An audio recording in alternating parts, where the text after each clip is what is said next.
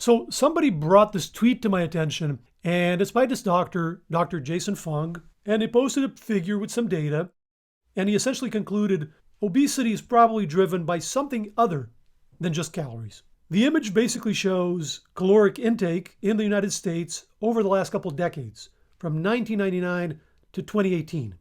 So the orange line down here is caloric intake. Blue on the top is caloric availability in the market, which generally reflects the trends in caloric intake. And then red is percentage of people who are obese, so obesity rate.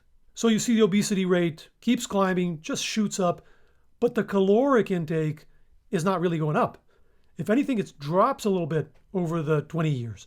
So this seems to go against the idea that eating more calories causes weight gain. It seems to be kind of a big conundrum.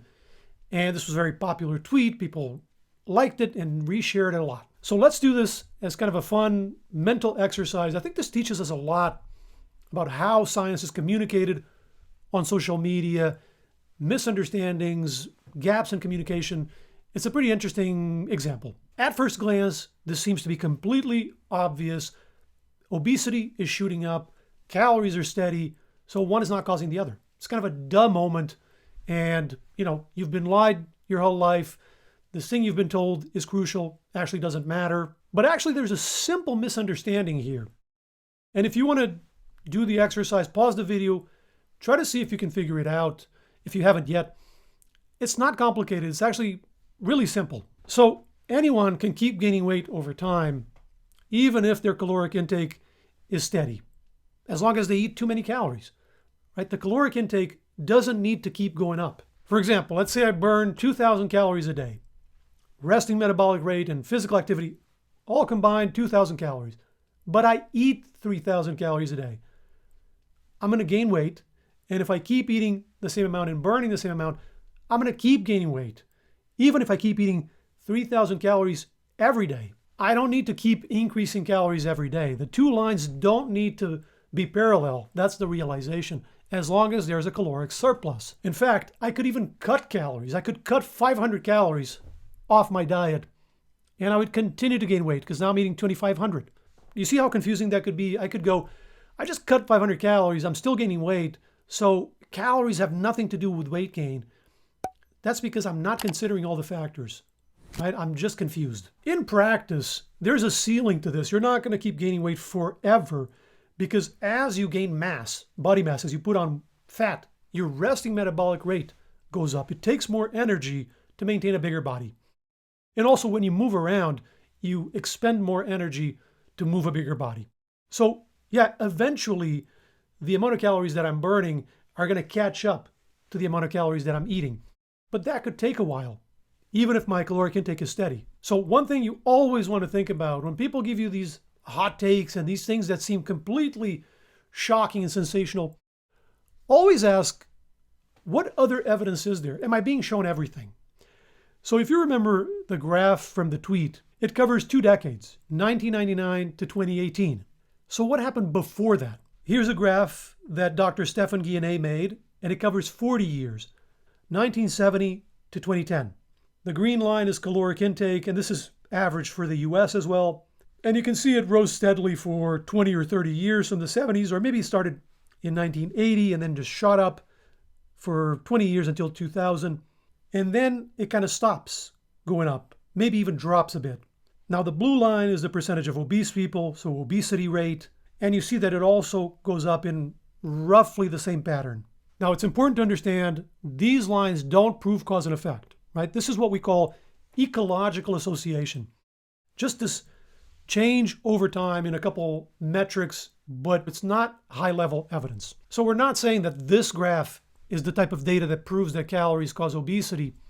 But you see that when we zoom out, when we increase the timeline, that conundrum from the figure from the tweet largely goes away. Yeah, in the 2000s, in the last 20 years or so, there isn't an additional increase in caloric intake. That jump happened right before. It happened in the 80s and 90s. If they're already way over caloric expenditure, I'd expect weight to go up. There's an even longer timeline. This is the longest window of data I've seen for this question, 120 years, from 1900 to 2020. The three solid lines are showing caloric intake. They're just different ways of estimating it, but they all show the same general trend, more or less flat for the first 70 years up to 1970 or so. Then there's a jump for the next 30 years up to 2000 roughly, and then it seems like there's a plateau over the last 20 years. And remember, the graph from the tweet covered 1999 to 2018. So that's this window over here on the right. So yeah, there's not much change of calories during that period, maybe even a decrease. The big increase happened earlier. So this is completely consistent with calories causing obesity. It doesn't contradict that idea at all. It's not this big conundrum. There's also some really interesting data, recent data, that this rise in obesity that seemed kind of unstoppable may have plateaued over the last few years in the 2020s. Basically, the estimate for the period ending in 2023 was not higher than the previous period. We'll see if this is confirmed in the future. Maybe it's just a one-off, but it's possible that this increase in obesity has plateaued already. Okay, let's get a couple things out of the way. Frequently asked questions. Nobody's saying that calories are the only factor, right? Nobody's saying that 100 calories of donuts and 100 calories of apples is the exact same thing nutritionally and for health. Nobody is saying that. Even for calories itself, it's not the same, because your body will burn more calories to get the calories out of the apple, to get the energy out of the apple.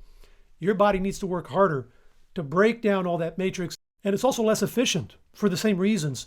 So there's always a fraction of the calories in whole foods that are lost, that are excreted because your body can't get to them all.